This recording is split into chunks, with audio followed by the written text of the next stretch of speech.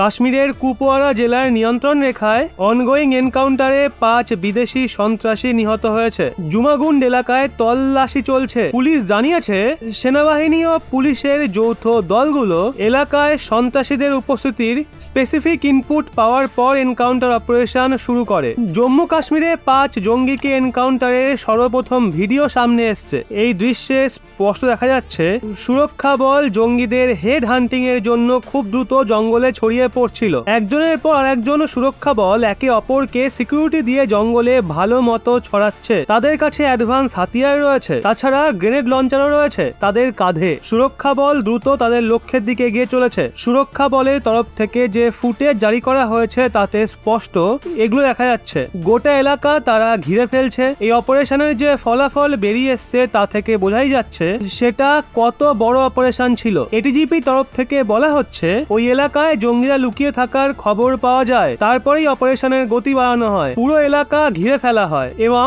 তল্লাশি অভিযানের দরুন একটা মারাত্মক অপারেশন চালানো হয়। যেহেতু আগে থেকেই সুরক্ষা বলের কাছে খবর ছিল তাই তারা অনেক অ্যালার্ট ছিল। বর্তমান সময়ে জঙ্গিদের বেশ ভালো পরিমাণে ওপরে পাঠানো হচ্ছে, যার জন্য জঙ্গিরা আতঙ্কে রয়েছে এবং তারা অনবরত সিকিউরিটি ফোর্সেস এবং স্থানীয় মানুষদের টার্গেট করছে। তাই এই জঙ্গিদের মুভমেন্টকে সুরক্ষা বল কনস্ট্যান্ট ট্র্যাক করছিল।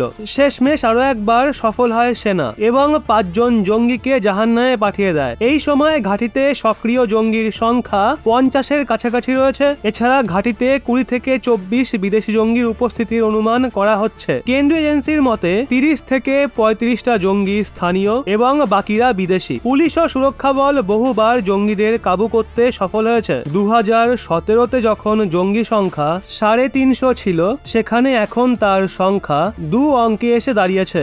ভারতীয় সেনা এমন তৎপরতা দেখে একজন ভারতীয় হিসাবে আমি তো খুব গর্বিত। যদি খবরটা শুনে আপনারা খুশি হয়ে থাকেন তাহলে অবশ্যই কমেন্ট বক্সে জয় হিন্দ লিখে বুঝিয়ে দেবেন।